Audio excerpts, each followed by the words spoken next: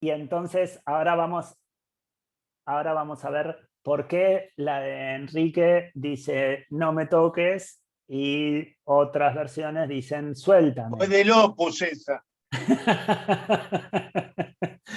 Bueno, no necesita ser del Opus, la mayoría dicen algo así como no me toques. Eh, eh, y yo lo que me figuro en esa escena, cuando ella de repente se da cuenta que Jesús está vivo, no sé, le saltó arriba en brazos, lo abrazó, lo apretó, qué sé yo. Cada uno le pondrá el condimento que quiera a la escena.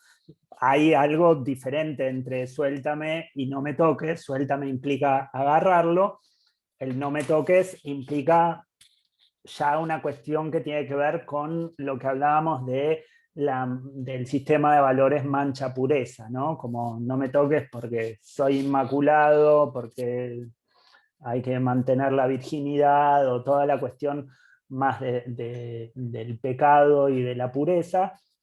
Y el suéltame implica, bueno, no sé, a lo mejor le saltó arriba, le hizo cococho, qué sé yo, no tengo idea, ¿no? Cómo fue la precisión de la escena.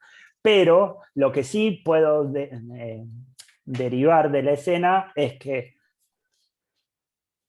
lo reconoce por la voz, ¿no? Siendo que no lo había reconocido. Esto es clara referencia a lo del pastor y las ovejas. O sea, María era discípula de Jesús. Otro elemento que me dice esta escena es que es la primera que se entera que Jesús resucitó, ¿sí? Y esto no se olviden de este dato porque después vamos a ver qué pasó en la historia de la Iglesia Católica con esta escena, ¿no? Porque es recontada esta escena, ¿no? Es relatada en otros momentos. Y ahí sigue, después que lo reconoce, María Magdalena se fue y le dijo a los discípulos, he visto al Señor y me ha dicho esto. Ese mismo día, el primero del sábado, el primero después del sábado, los discípulos estaban reunidos por la tarde con las puertas cerradas por miedo a los judíos. Llegó Jesús, se puso de pie y en medio de ellos le dijo, esperen, perdón.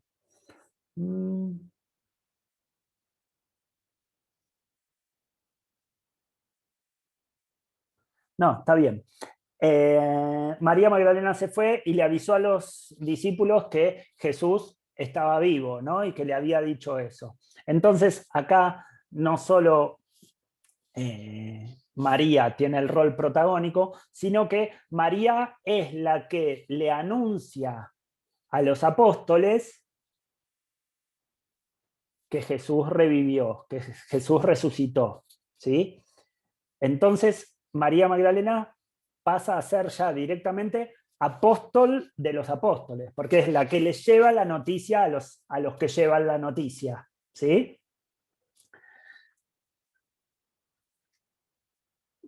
Otro dato importante a tener en cuenta, ¿no? A ver, esperen que vuelvo a ponerlos a ustedes en pantalla. Ahí está.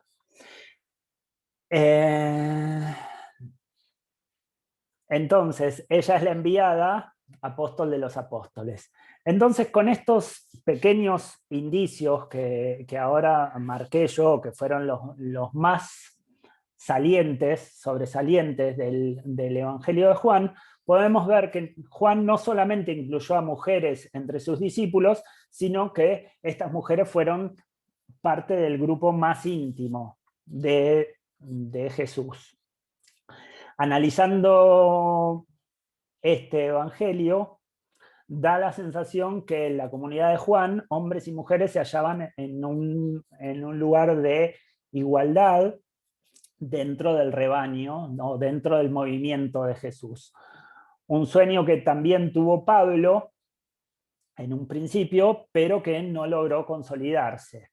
Y ahora vamos a ver un poco sobre las comunidades de Pablo, ¿no? Las cartas de Pablo. Nosotros sabemos de Pablo no porque haya escrito un evangelio, sino porque mandaba cartas. Pablo, ¿se acuerdan que la otra vez Romina habló de los apóstoles y los discípulos, ¿no? Como dos formas de moverse dentro del movimiento de Jesús y dos formas de desenvolverse después de muerto Jesús, ¿no? Había algunos, las comunidades de discipulado eran como las que se encerraban más en sí mismas e intentaban fortalecerse por dentro sin importar tanto o sin pensar tanto en qué era lo que pasaba afuera, porque o bien no se podía hacer nada para modificar el afuera, porque las condiciones de persecución y sometimiento eran extremas, o vaya uno a saber por qué esas comunidades se moldearon de esa manera. Pero otros eran de apóstoles, de apostolado, que esto quería decir que eran más itinerantes, que iban recorriendo distintas comunidades, iban llevando el mensaje en movimiento, o sea, querían generar el efecto contagio del movimiento de Jesús. Yo acá siempre pienso, perdonen, ¿no? Esto que voy a decir, pero siempre pienso en la disputa entre Stalin y Trotsky cuando uno quería exportar la revolución y el otro quería fortalecer a la Unión Soviética, ¿no? Bueno, más allá de este permiso que me tomo yo de anacrónico, era una especie de algo así. Unos querían fortalecerse mucho por dentro y otros querían llevar el mensaje para que fuera contagiado el proyecto de Jesús. Bueno, Pablo es uno de los que intentan generar este efecto contagio. Entonces, Pablo se va a mover. Piensen que Pablo escribe estas cartas y hace sus viajes antes que se escribieran los evangelios, ¿no? Pablo es como la fuente más cercana, incluso más cercana que Marcos en el momento de la escritura de sus cartas. Ahora bien, dentro de las cartas que aparecen en la Biblia, que ustedes se fijaron, si en el Nuevo Testamento están los 4 evangelios, después están los Hechos de los Apóstoles, y después vienen las cartas de Pablo. Hay algunas cartas que son realmente escritas por Pablo, hay otras cartas que son contemporáneas a Pablo, pero no escritas precisamente por él, sino por alguien de su círculo, y después hay cartas que esas, las de Pablo, fehacientemente de Pablo, se llaman cartas paulinas, se las llama cartas paulinas. Las que son de su círculo, que es contemporáneo, se llaman cartas post-paulinas, y después hay otras cartas que ya no son escritas por Pablo, pero se le atribuyen a Pablo, que se las llaman cartas deuteropaulinas, ¿sí? No, dije al revés. Las deutero son anteriores a las post-paulinas. Entonces, en una de las primeras cartas, y acá vamos a ver en las cartas que él va escribiendo, que Pablo va escribiendo, cuál es el rol de las mujeres en las distintas comunidades con las que Pablo se relaciona. Y una de las primeras cartas, la carta a los Gálatas, ¿sí? Que es un lugar, era un pueblo, una comunidad en lo que hoy sería Turquía, ¿sí? De donde es el famoso equipo del Galatasaray. Bueno, la carta a los Gálatas en el versículo 3, no, perdón, en el capítulo 3 viene a los romanos, después viene a los corintios, y después de los corintios ya creo que vienen los Gálatas, a ver si no me equivoco. Sí, romanos, corintios, Gálatas. Gálatas 3, versículos 27, dice: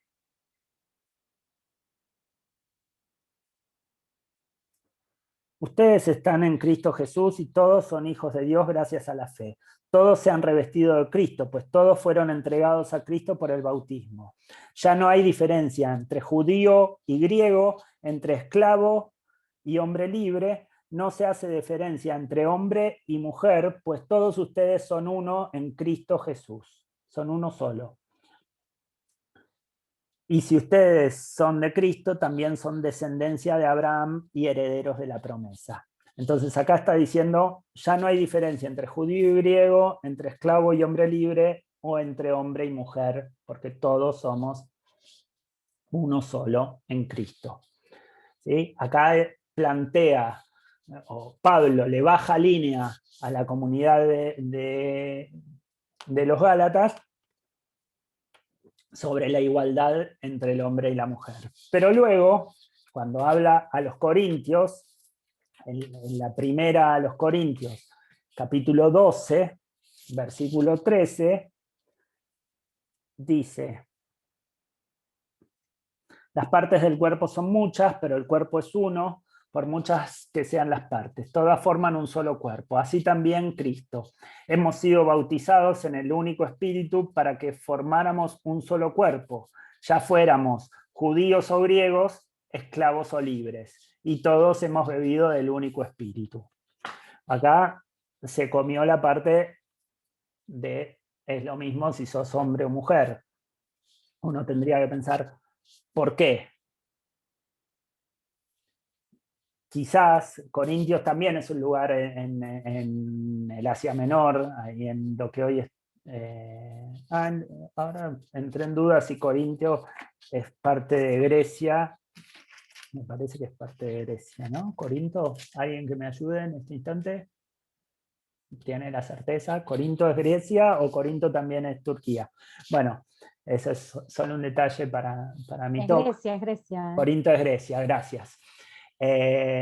Bueno, en Corinto quizás no estaban dadas las condiciones para plantearles una igualdad entre el hombre y la mujer, ¿no? Porque había una resistencia hacia eso. Entonces, el mismo pasaje de lo que le decía a los Gálatas, en Grecia no lo dijo, en Corinto, a los corintos no los dice, ¿no?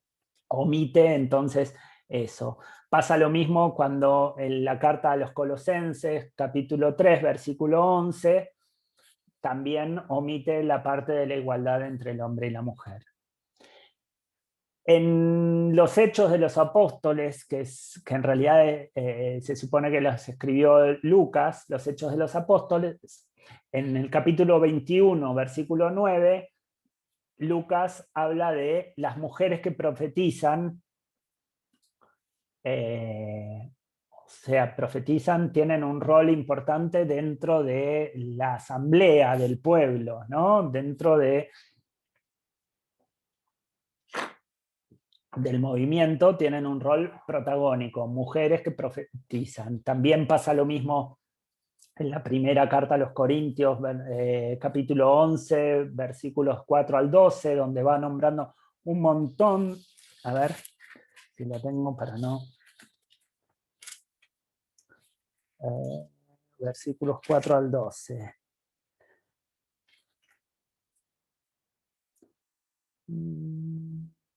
En cambio, la mujer que ora o profetiza con la cabeza descubierta, falta el respeto a su cabeza, sería señal, no quiere cubrirse el pelo, que se lo corte o lo rape. ¿Qué le da vergüenza andar con el pelo cortado al rape? Pues que se ponga pelo, que se ponga el velo.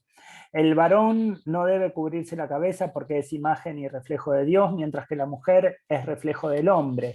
Acá volvemos a ver contradicciones dentro de las cartas a los Corintios. O sea, contradicciones de Pablo con respecto a otras cartas donde se lo veía en un rol más de proponer la igualdad, de proponer un equilibrio mayor entre hombres y mujeres, pero sin embargo está hablando de mujeres, una mujer que es diaconisa, ¿no? Líder de la iglesia de Cencreas. Esto en la carta a los Romanos, capítulo 16, versículo 1, agradece a Febe, ¿no? Una mujer que es diaconisa. Otras mujeres que profetizan.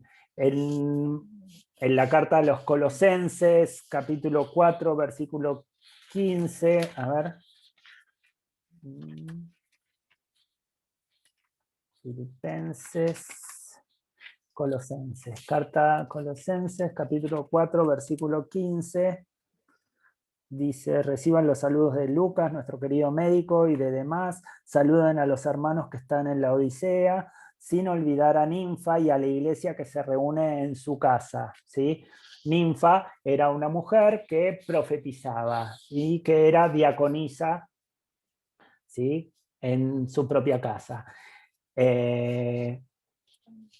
Así va en la carta a los Romanos, versículo 16, no, capítulo 16, versículos 6 al 12. A ver, 16, 6 al 12. Les recomiendo a nuestra hermana Febe, diaconisa de la iglesia de Cencreas, recíbanla bien, como debe hacerse entre cristianos y santos hermanos, ayúdenla en todo lo que necesite, pues muchos están en deuda con ella y yo también. Saluden a Prisca y a Aquila, colaboradoras mías en Cristo Jesús, que arriesgaron su vida para salvar la mía. Yo les estoy muy agradecido y lo están también todas las iglesias del mundo pagano. Saluden a la iglesia que se reúne en su casa.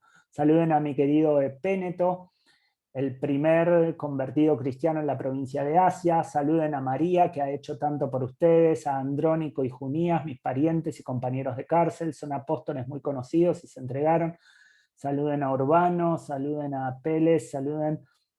Ahí va saludando a Trifena, a Trifosa, que trabajan en la obra del Señor, a Rufio, a Sáncrito, a Flegón, a Hermes, a Hermas, a Julia, a Nereo y a su hermana, a Olimpas y a todos los santos que están con ellos, ¿no? Va mandando agradecimientos y saludos a todos los del pueblo que tienen protagonismo dentro de esas comunidades, tanto hombres como mujeres. En la comunidad de los romanos, piensen acá en Roma, piensen que estaba la comunidad de Marcos en Roma, ¿no?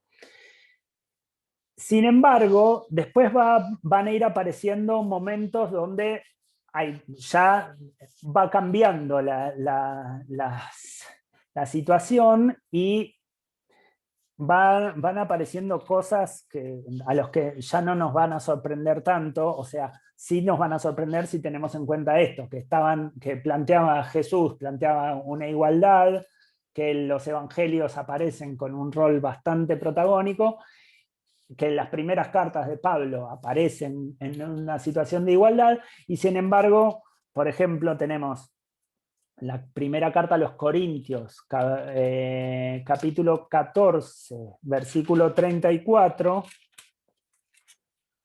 lo busco rápidamente. Hagan como se hace en todas las iglesias de los santos, que las mujeres estén calladas en las asambleas. Acá ya se radicalizó para el otro lado, ¿no? En los Colosos, carta a los Colosenses, capítulo 3, versículos 18, que las mujeres se sometan a sus maridos. Lo mismo en capítulo 4, versículo 1 de los Colosenses. Y en las cartas post-paulinas, en la primera de Timoteo, capítulo 2, versículos 11 al 15. Miren, a ver, les voy a compartir por si alguien quiere. Les comparto acá mi archivo, lo que voy leyendo. Así ustedes pueden ir viendo en vez de ver mi cara. Ahí pueden ver la pantalla, por si alguien quiere o tomar una captura o algo, por si después les sirven estos pasajes, para que no tengan que ir corriendo anotando mientras yo los voy diciendo, para no marearse. Entonces, por acá, que las mujeres callen en las asambleas, que se sometan a sus maridos, que sean sumisas, que no enseñen, que sean obedientes. Y finalmente, acá era donde quería llegar, en la primera a los Corintios 15,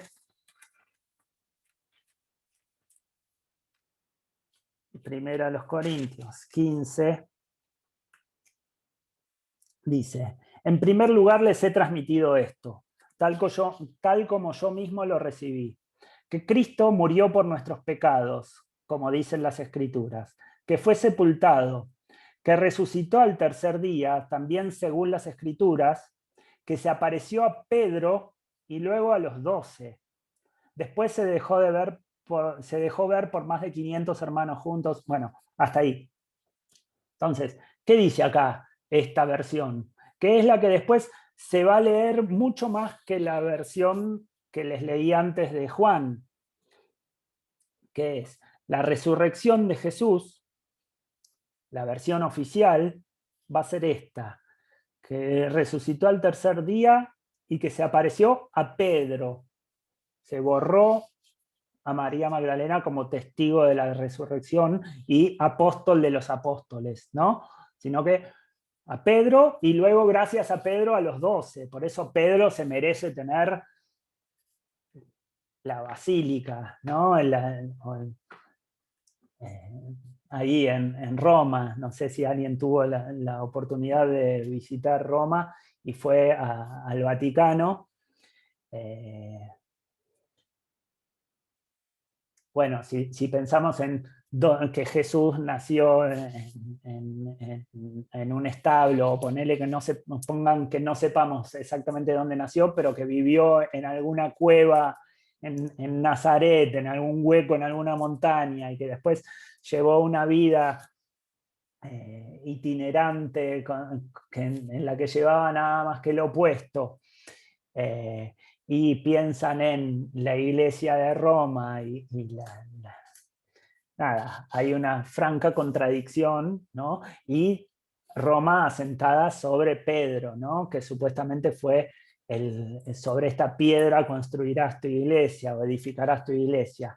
Bueno, acá en la versión oficial se borró a María Magdalena del protagonismo que tuvo en la resurrección de Jesús y se lo puso directamente a Pedro.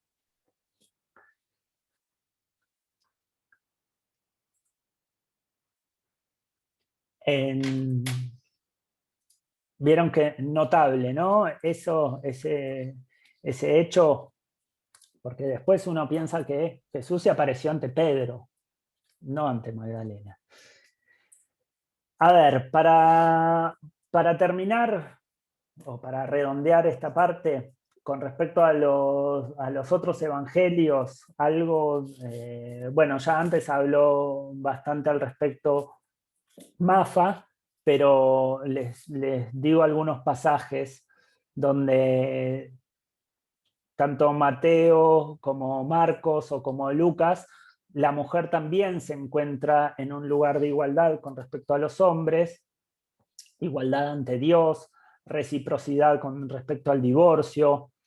Bueno, el pasaje que les leyó Mafa con respecto a romper con el patriarcalismo, ¿no? Cuando que hace referencia a Rubén en Jesús y María, una relación conflictiva, ¿no? Cuando le vienen a decir a Jesús, tu madre y tus hermanos están afuera y te buscan, y él les responde, ¿quién es mi madre y mis hermanos? El que cumpla la voluntad de Dios, ese es mi hermano, mi hermana y mi madre. O sea, desconociendo la familia y reconociendo a la familia propia como los que son parte del proyecto, sin importar la sanguineidad. Eso está en Mateo 12, versículos 46 al 50.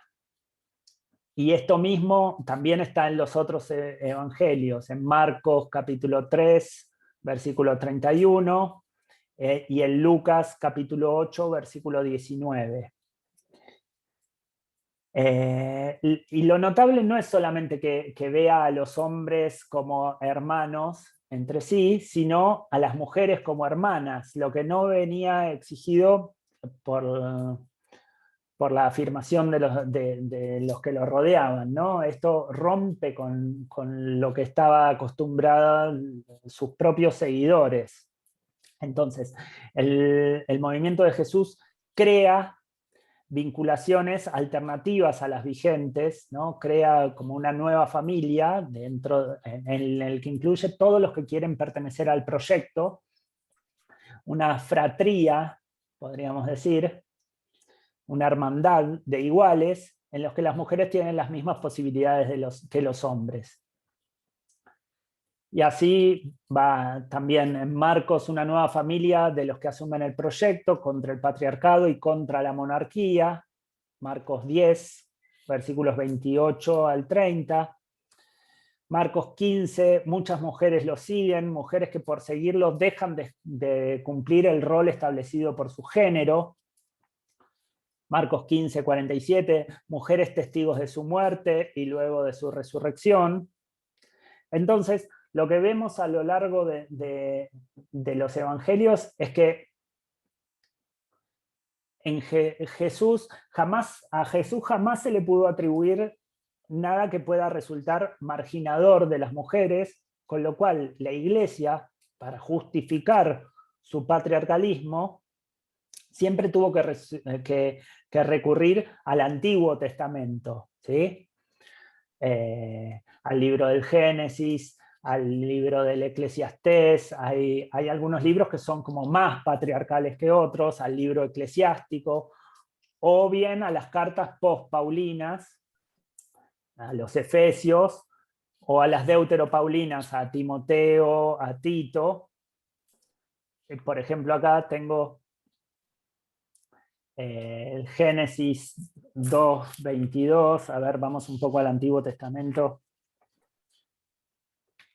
Un poquito, muy brevemente, ya antes de ir concluyendo. Así podemos ver algo de las consignas del parcial. Génesis 2:22 dice: de la costilla que Yahvé había sacado al hombre, formó una mujer y la llevó ante el hombre. Entonces el hombre exclamó: esta sí es hueso de mis huesos y carne de mi carne. Esta será llamada varona, porque del varón ha sido tomada, ¿no? Esta es como la referencia principal de por qué del sometimiento de la mujer al hombre, ¿no? Y después va a aparecer un montón de veces en Eclesiastés. A ver, tengo alguna que causa indignación. Quiero que se indignen. Que salgamos a quemar iglesias. No, perdón, no dije eso. Se está grabando ese. Ah, perdón, esto donde. No, perdón. Sube a YouTube después. Bueno, yo ya soy un hereje total, así que me hago cargo. En Eclesiastés, capítulo 7, versículos 25 al 30, esperen. Capítulo 7.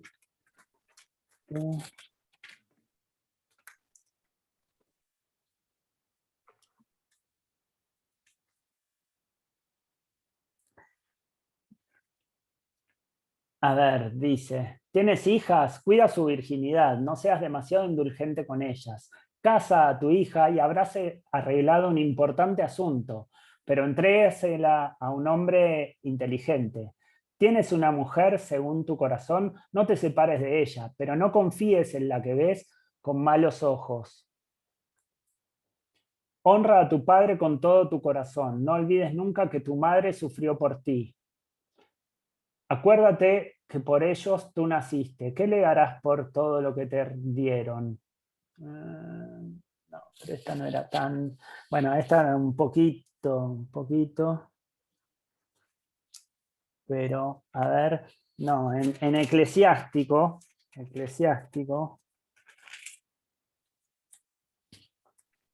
19:2. El vino y las mujeres corrompen a los mejores, dice, por ejemplo, ¿no? Estos son los pasajes donde después van a hacerse referencia entre algunos sectores religiosos donde el patriarcado sigue siendo muy fuerte, donde la mujer tiene que seguir teniendo un rol de sometimiento. Entonces se eligen estos pasajes. En Eclesiástico 22:3 dice: un hijo mal educado es la vergüenza de su padre, pero si es una hija, será su humillación. Terrible. En Eclesiástico 42, 14,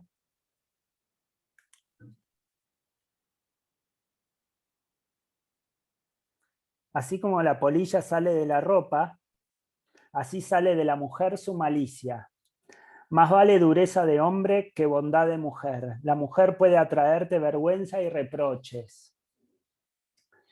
Después podemos ir al libro del Levítico, donde ahí aparece todo el dogma del sometimiento, de la impureza de las mujeres, de la impureza aún mayor. Para una mujer es impura cuando tiene un hijo, pero es mucho más, es doblemente impura si la hija que tiene es mujer, ¿no? La mujer es impura por su menstruación y es impura hasta varios días después que termina su menstruación, y después de su menstruación tiene que llevar una donación al templo para que se le pase su impureza, ¿no? El sometimiento femenino es total. Entonces, estos son los pasajes a los que tiene que hacer referencia la Iglesia Católica cuando quiere mantener o justificar su patriarcado actual, ¿no? Que sigue muy vigente hasta la actualidad.